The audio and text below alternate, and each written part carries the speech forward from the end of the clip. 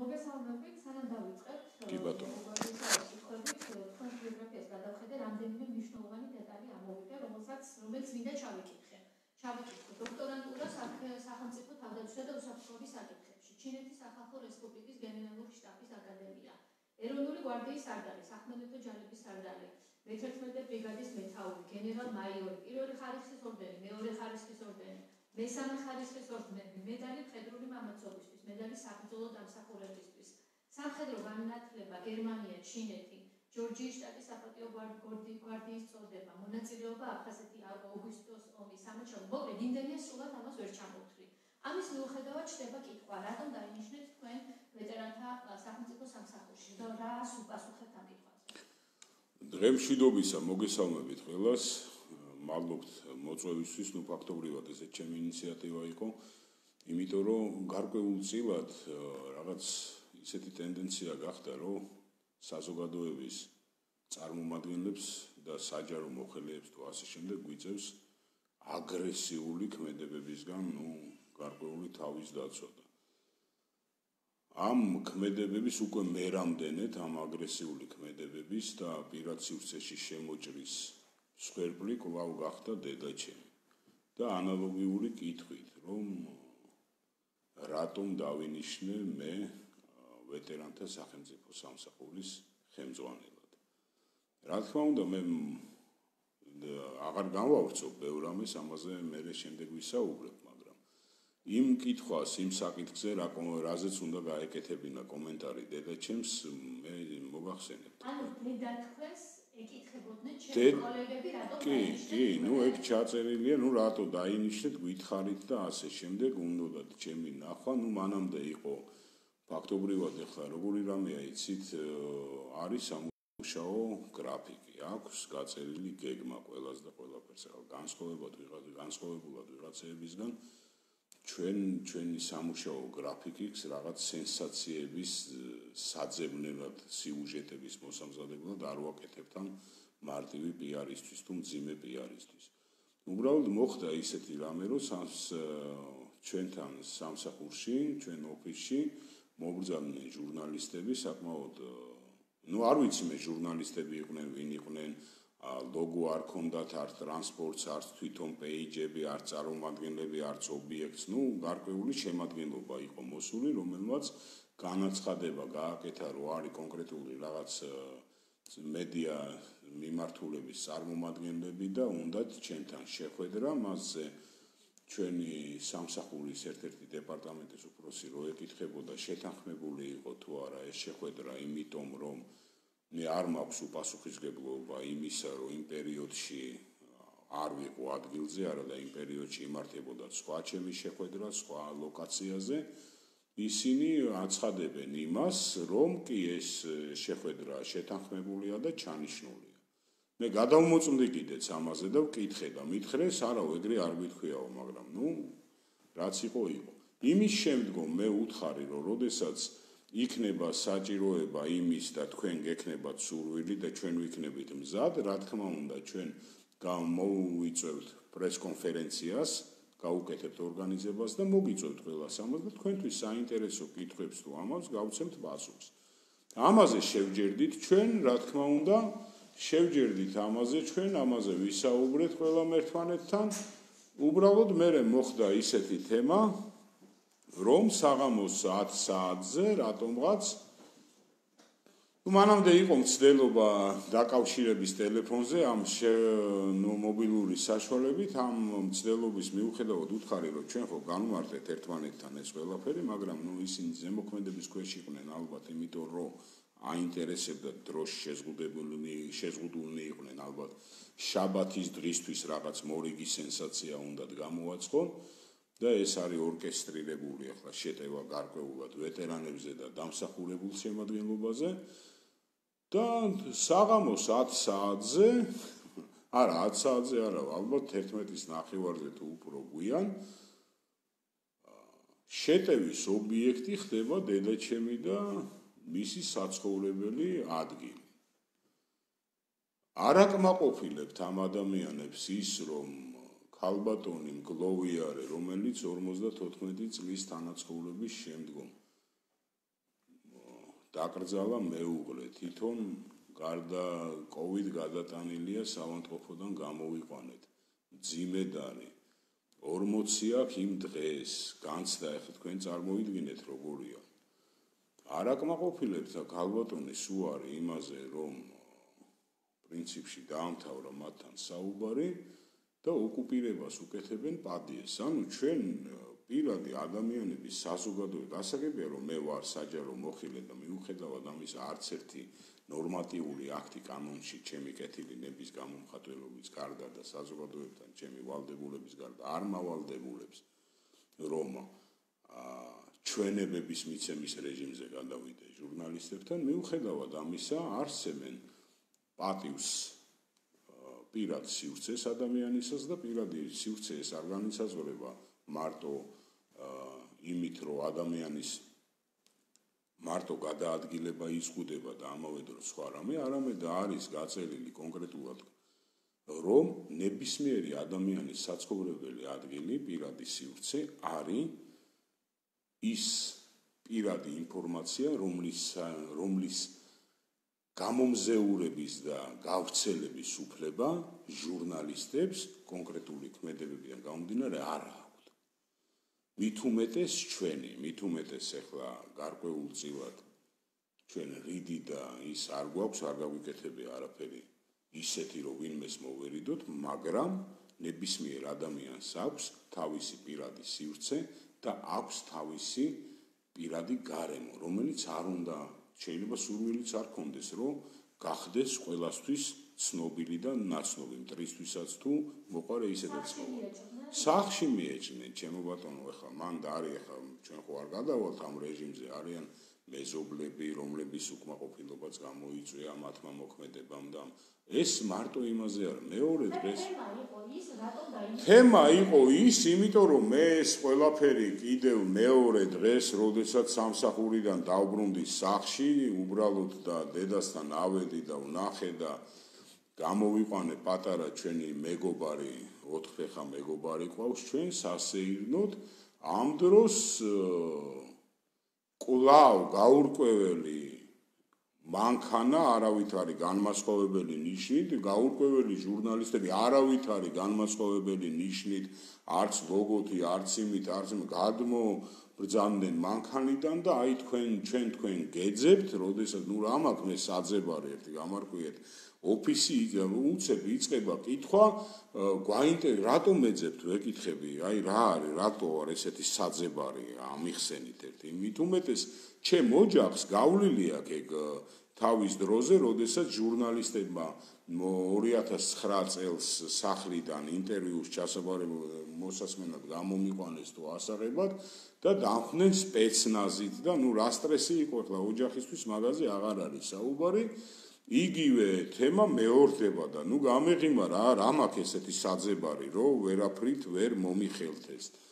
და რატომ ეძებთ კითხვაზე მიწყებენ საუბარს, რომ აინტერესებთ მე რატომ დავინიშნე ვეტერანთა სახელმწიფო სამსახურის უფროსად და არის თუ არა ეს ყველაფერი კომპენსირება მართველი პარტიის მიერ იმისა, რომ მე და ასე შემდეგ. მიუხედავად იმისა, რომ ეს თქვენი შეხვედრა ეხლა დამტკიცებული პასუხი საჯაროა და ყველა მედიას ჰქონდა შესაძლებლობა სულიყო, მე არ ვიცი ისინი. არა, მეც არ ვიცი და აქედან მეც არ ვიცი ხან რეალურად არ მაინტერესებს ვინ არიან და როგორ არიან ახლა პარტიზანული მეცოდები და ამ რაღაცა შეგთხნილი მეზობლებიც დაიძაბდნენ და უბანში და ეხლა ნუ ვინმეს რო შეურაცხყოფა მიეყენებინა ვიღაცისთვის აღმოჩნდებოდა რომ ჟურნალისტურ საქმიანობაში ვიღაცას ხელს უშლიან არა და პირად სივრცეში რო იჭრებიან თან ეხლა ავტოფარეხი ქუჩა როდესაც გააქვს იმის შესაძლებლობა რომ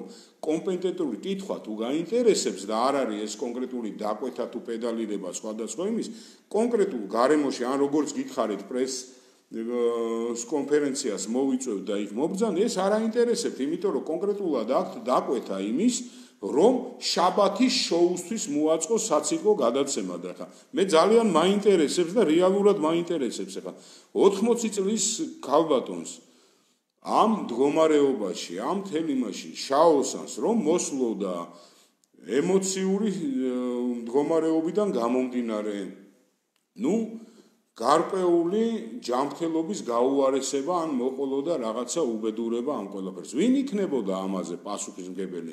ეს პატარა გოგონა და ბიჭი.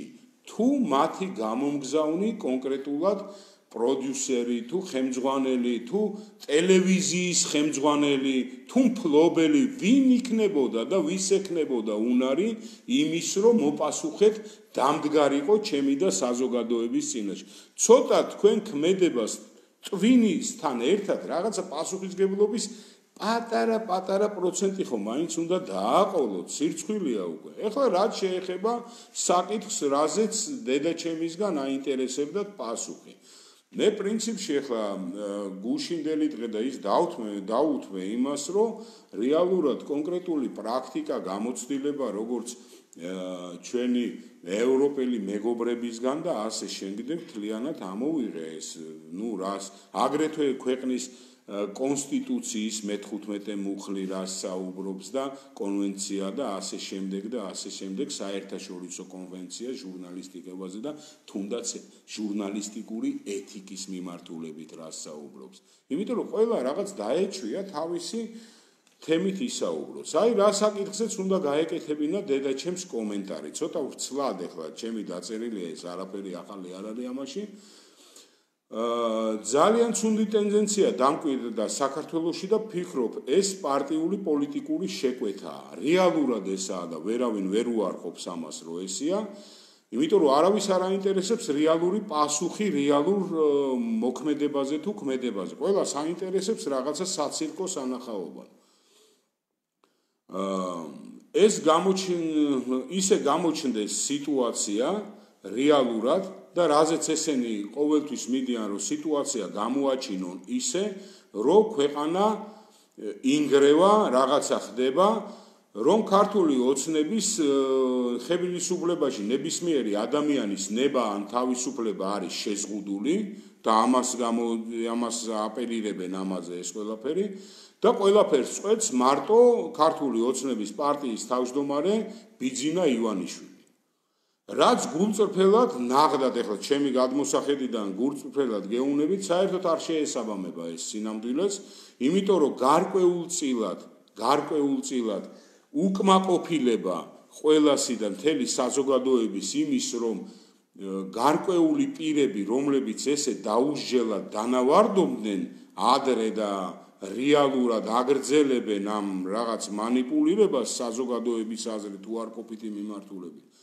ამაზეც რეალურად საზოგადოების უკმაყოფილებაა და ისეთი კეთილგანწყობა და ისეთი კასტმოყარეობა, რომელიც აქვს თუნდაც მმართველ პარტიას ქართულ ოცნებას ამ შემთხვევაში ისევ მის საწინააღმდეგოდ მოქმედებს რა რეალურად რო ავიღოთ.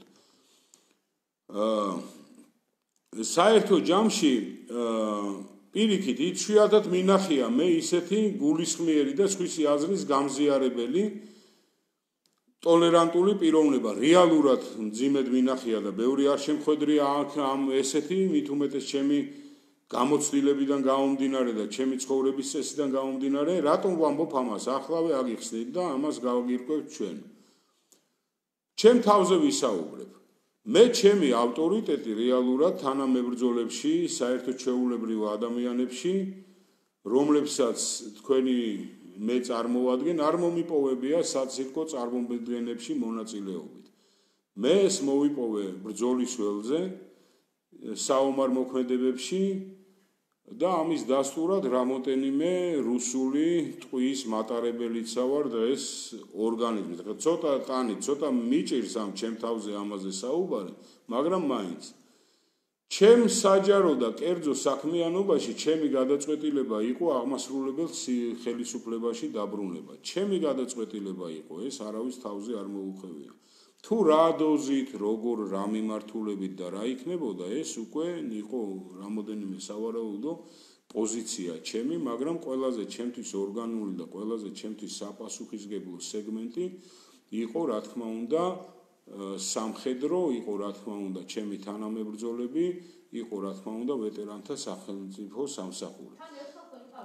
ერთხელ ვიყავი და გამოცდილება საკმაოდ დიდი შევიძინე მე პარლამენტში, იმის შემდეგ საკმაოდ საპარლამენტო საკანონმდებლო ორგანო არის უდიდესი საპასუხისმგებლო არეალი, რომლითაც საკმაოდ დიდი არეალი გეხსნება როგორც გამოცდილების შეძენაში ჩვენი სტრატეგიული პარტნიორების მიმართულებით, ასევე იმ მიმართულებით, რომ საკანონმდებლო მიმართულებით როგორი შეიძლება ნაბიჯები გადადგება სიტუაციას გაკეთილშობილისკენ მიხვიდე.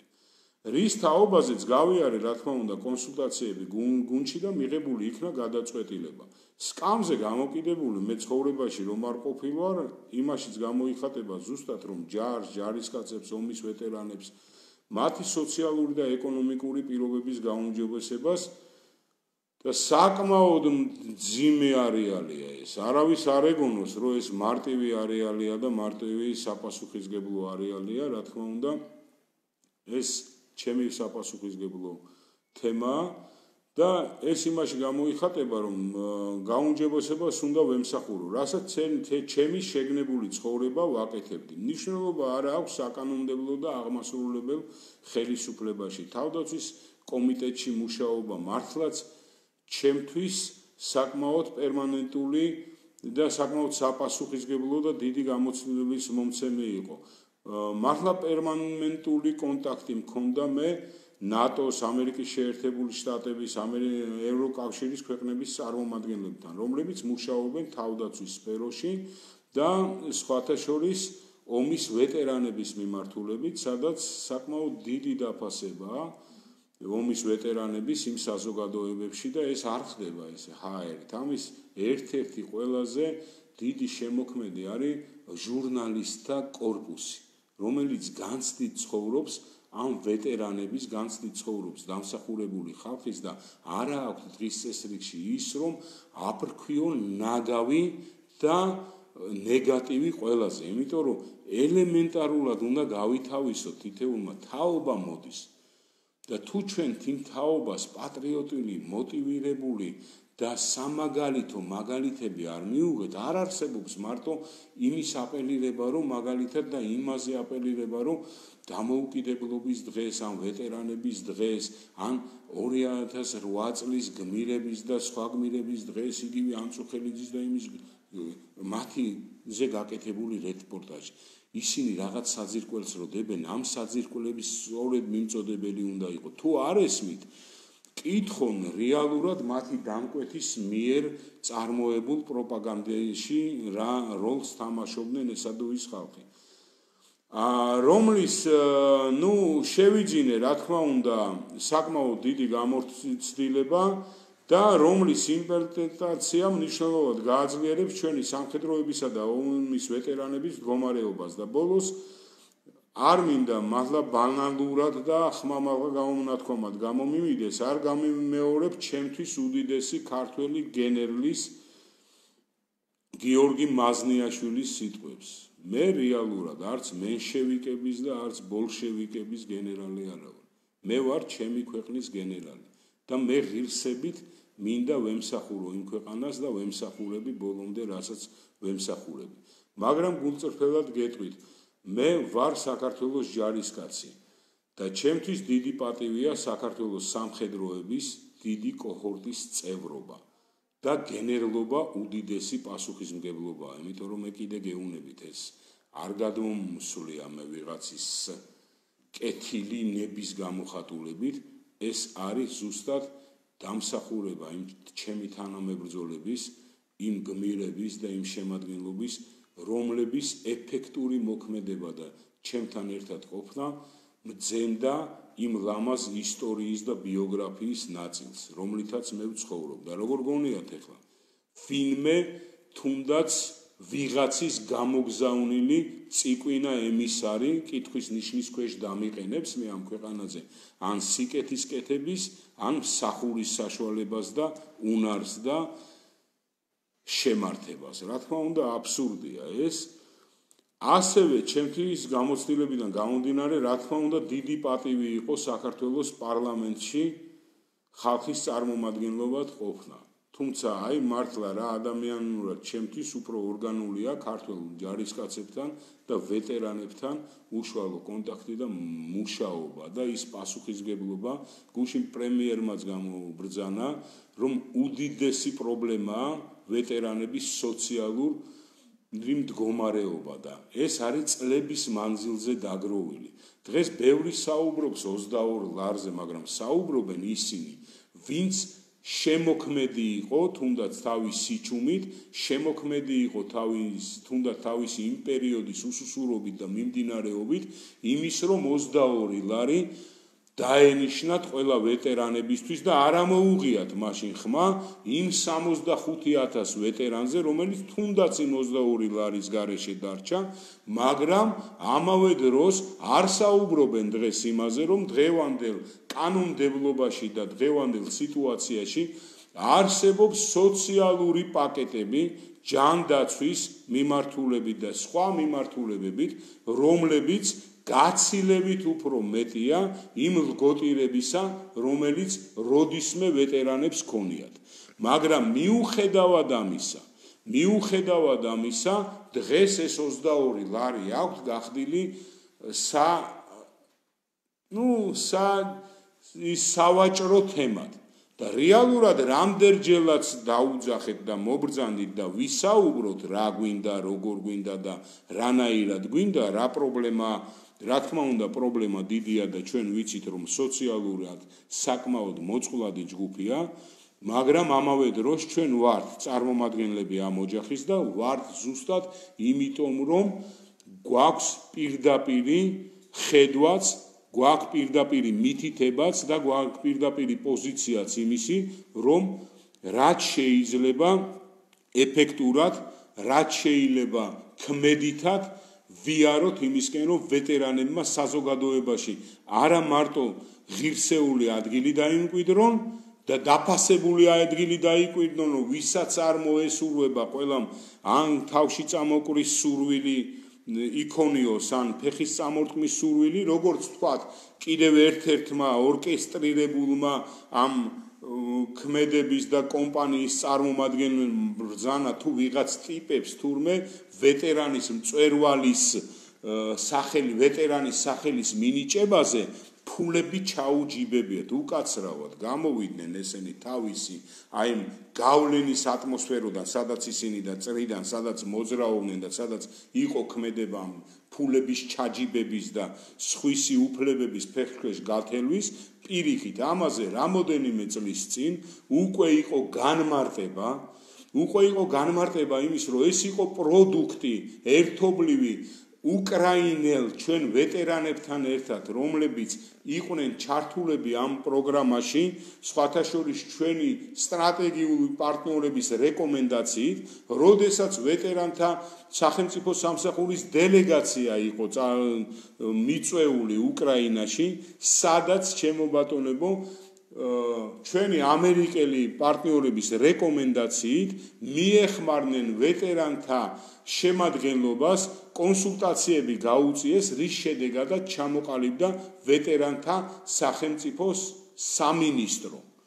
ზუსტად იქ ჩადებული საზოგადოებრივი გააქტიურების მიზნით, იქაური დაღუპული მებრძოლების, ვეტერანების ბავშვები იყვნენ მოწვეულები საქართველოში, იყო აქ მათთან კულტურული ღონისძიებები დაგეგმილი, ერთობლივი პროცესი იყო ამ ყველაფრის და პრაქტიკა იყო იმის, რომ უსახელო მწვერვალისთვის, რომელიც ყაზბეგის რაიონში მდებარეობდა, ერთობლივი ღონისძიება გაეკეთებინათ ვეტერანებს, უნარ-შეზღუდულებსაც მათ შორის და საზოგადოებისთვის და ყველასთვის ეჩვენებინათ ის, რომ სული გაცილებით უფრო ძლიერია, ვიდრე სხორციელი შემადგენელი. და დალაშქრეს ყველამ ერთად რამოდენიმე ხანგრძლივი პერიოდის განმავლობაში, რა თქმა უნდა, შეზღუდული იყო ეს მწვერვალი.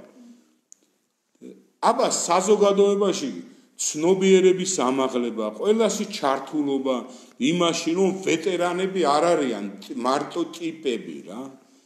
არიან ღირსეული შემადგენლობა, რომლის დამსახურებითაც და სისხლის ფასითაც ეს მართლა ტიპები და მოწიკვინე სუბიექტები დღეს ნეგატივს და ჩირკს აფრქვევენ თლიან საზოგადოებაზე. მაგრამ ყველაფერს აქვს თავისი ალბათ პერიოდი, ჟამი და ბოლო. ვნახოთ საზოგადოება თავისუფლად, დემოკრატიულად, ფასეულობებიდან გამომდინარე უყურებენ და ხედავენ, ვინ არის პოზიტივი და ვინ არის ნეგატივი. მივანდოთ. მადლობთ ყურადღებისთვის.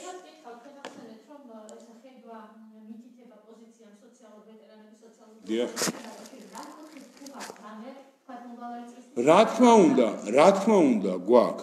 უნდა, გვაქვს. ეს არ არის მარტო ის, რომ ვისაუბროთ ახლა. ეს არის გამოწვევა კიდე ვიძახით, თქვენ ბრძანეთ, რომ მე ვიყავი ამ სამსახურის ხელმძღვანელი.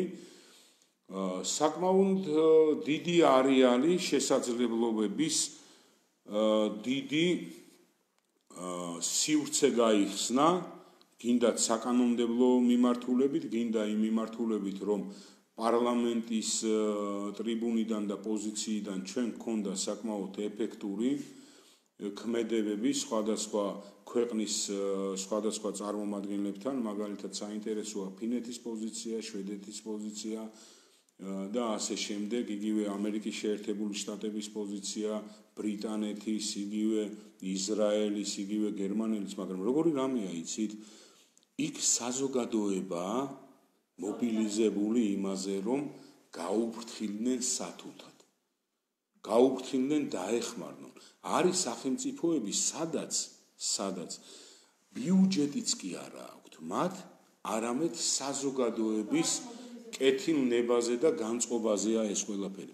ამ ყველაფერს მიდის მუშაობა საკანონმდებლო რა თქმა უნდა ბაზისის გაკეთილშობილებით, კონსულტაციები, რა თქმა უნდა ჩვენ ვიცით რომ საკმაოდ მძიმე პერიოდი გვაქვს, პანდემიის პერიოდი გვაქვს, საკმაოდ რეალურად ახლა შარშან მაგალითად 900,000 ვეტერანების ისედაც მწირი ბიუჯეტიდან იყო პანდემიასთან ბრძოლის ფონდში გადარიცხული. რეალურად ჩვენ არა მარტო ნაწილი ვართ ამ საზოგადოების, არამედ ვართ ის ნაწილი, რომელსაც გაცილებით უფრო მეტი პატრიოტული, შემართებული ბრძოლის უნარიანობის და ამავე დროს საკუთრების შეგრძნების გრძნობა გვაქვს. ამაზეა საუბარი.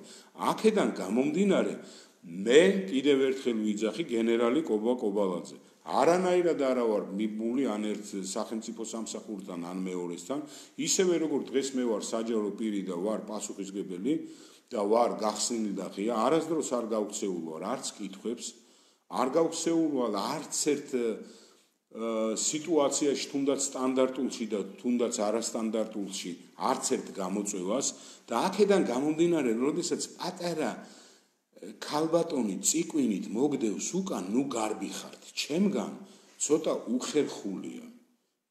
უხერხულია, ცოტა ულამაზოა და ცოტა მათი მშობლების დასაფიქრებელია. არც მეტი, არც ნაკლები. დიდი მადლობა.